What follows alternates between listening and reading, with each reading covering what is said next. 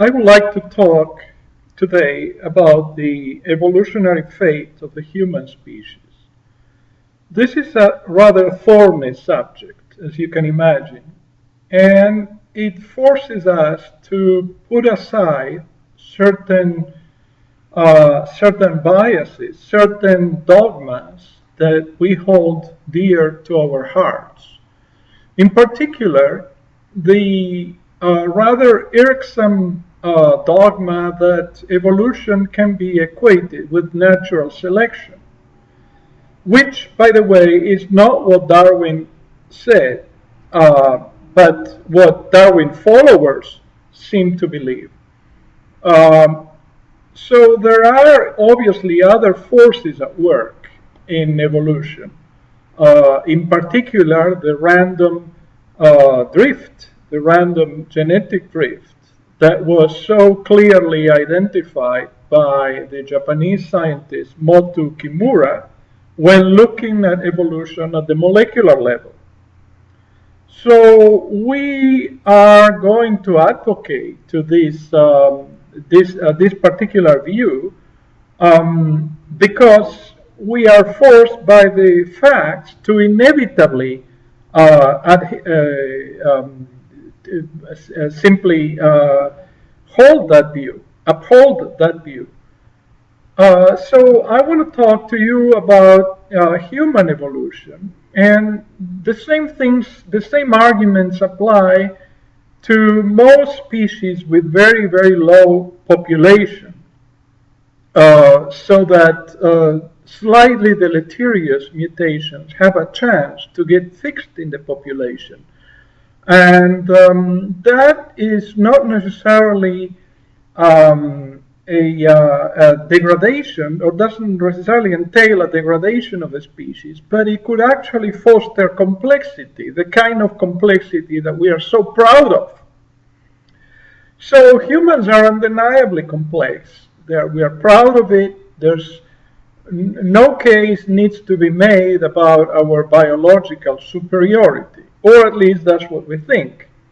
Our functions are exquisitely regulated, and they are resilient to external variations, owing to complicated webs of interactions at the cellular and at the molecular level.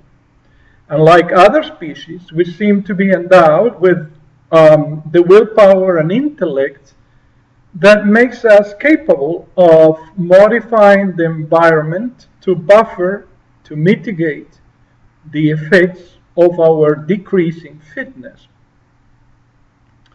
Well, we may be doomed as a species, but that's not something that we need to worry about, at least in the realm of our immediate experience. Within the realm of our immediate experience, we may have to worry about it if we think in geological terms, but very few of us thinks in those terms. We may be doomed as a species precisely because of the way in which our complexity arose. To paraphrase the science writer Philip Ball, nature seems to have activated a time bomb, and our complexity is only a short-term fix. So what does that mean? Well, that's precisely what I'm about to tell you today.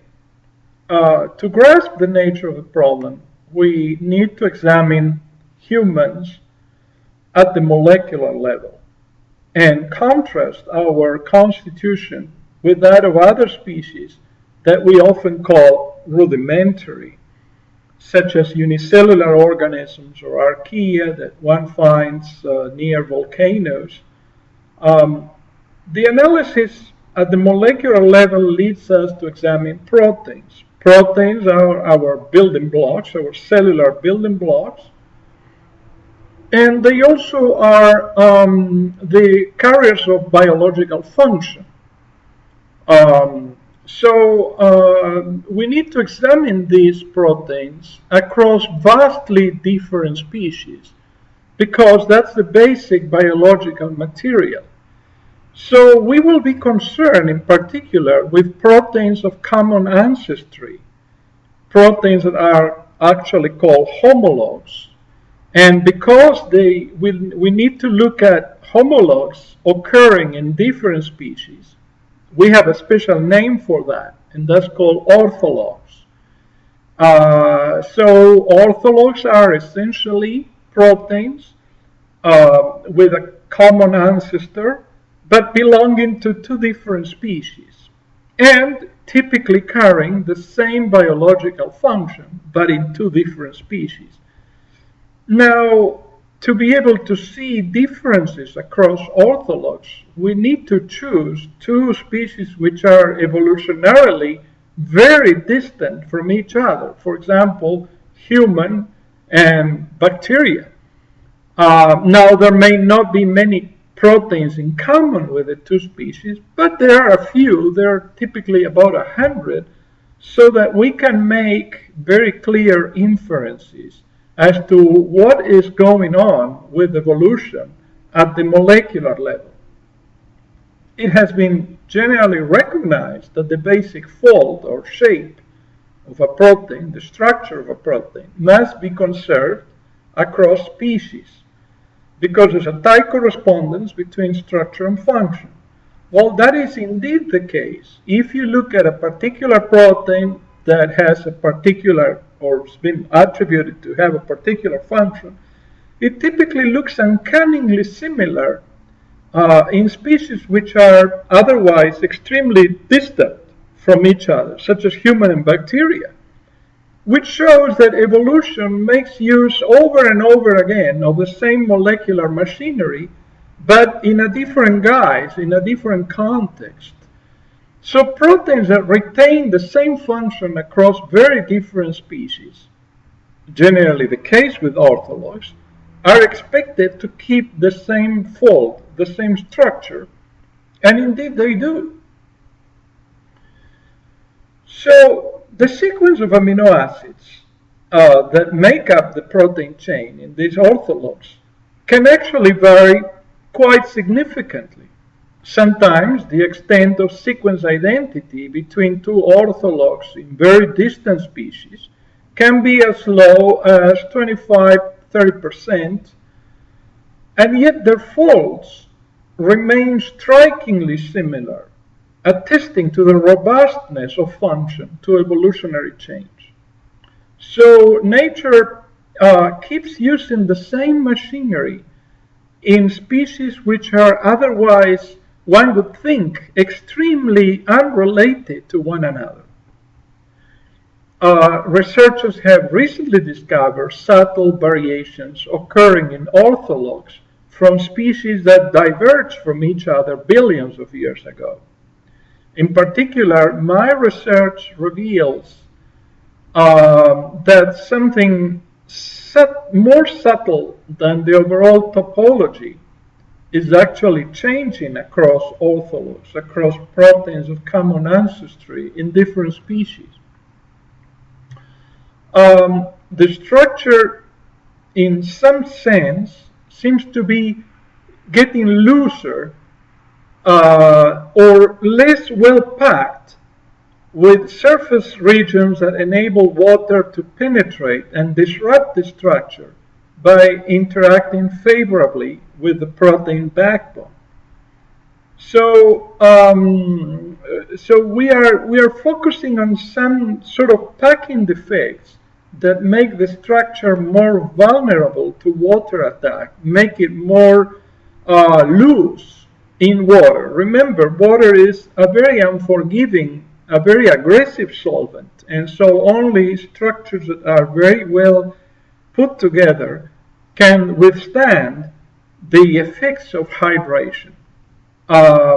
So we call those structural vulnerabilities, those poorly wrapped regions that expose the protein backbone, we call those dehydrants, because they promote their own dehydration.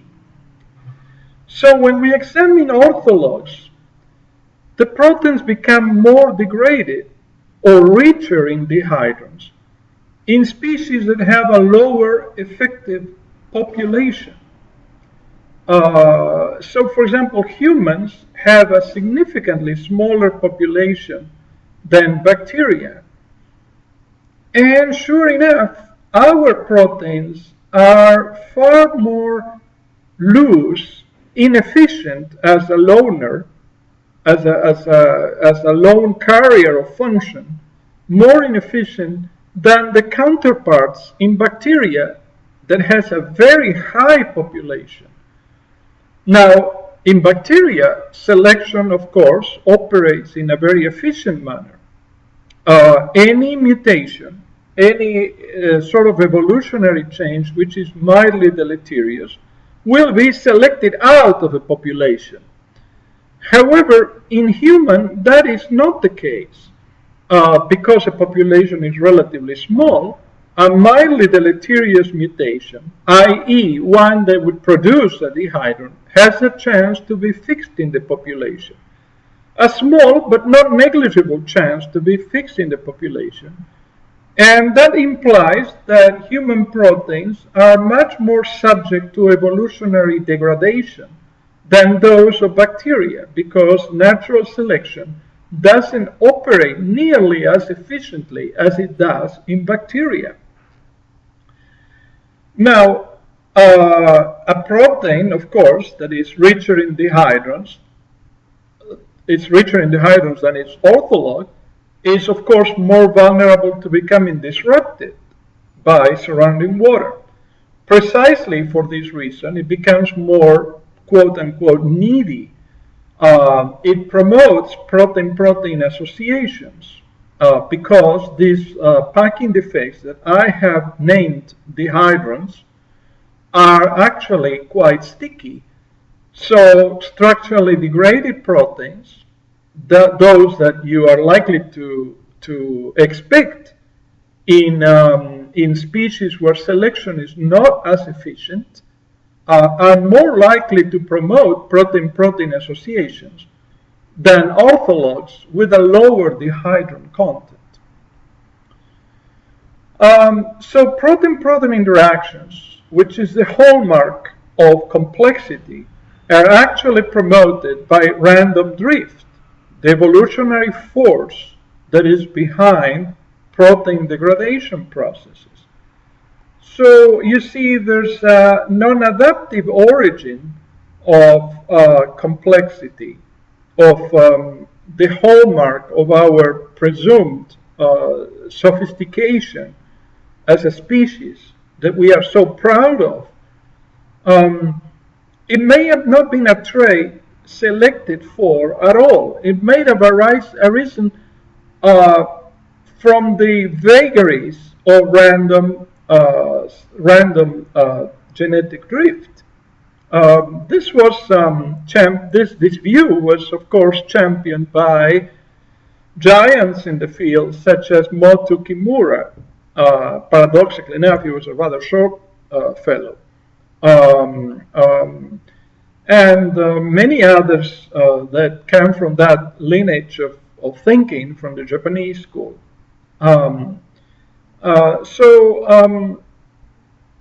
It seems that complexity is not really naturally selected, but instead arises as a short-term fix to the effects of selection inefficiency. At first reading, this assertion may be counterintuitive, but the root of the paradox is simply our dogmatic way of thinking, where complex traits are expected to be an outcome of natural selection. And where is nature's gambit taking us? I mean, if that's the way things are, if that's the strategy that nature uses to foster or to promote complexity, then where is that taking us? Well, it's interesting to look at the proteins with the largest proportion or accumulation of structural defects. Those are the prions. The prions are the proteins that are richest in dehydrants. So these are soluble proteins that are so poorly protected or shielded from water attack that they actually relinquish their functionally competent fold and form aberrant aggregates that may cause degenerative neuropathies, such as Alzheimer's disease, mad cow's disease, Kuru in sheep, etc. So this is an extreme case of an aberrantly needy protein that illustrates the high level of genetic risk to which we are exposed as a result of our small population and our relatively inefficient selection. The prion is actually a fitness catastrophe, and it gives us clues as to where nature's gambit, nature's strategy to foster complexity, might lead humanity. Perhaps the long-term evolutionary cost of our complexity is actually rather high, and our survival as a species ultimately depends on our ability to mitigate this fitness cost through increasingly arduous therapeutic solutions. So we are hopeful that we are going to pass the test, but we can foresee that in a time scale that we may not need to worry about as individuals, but it's not far distant, it's not even geological.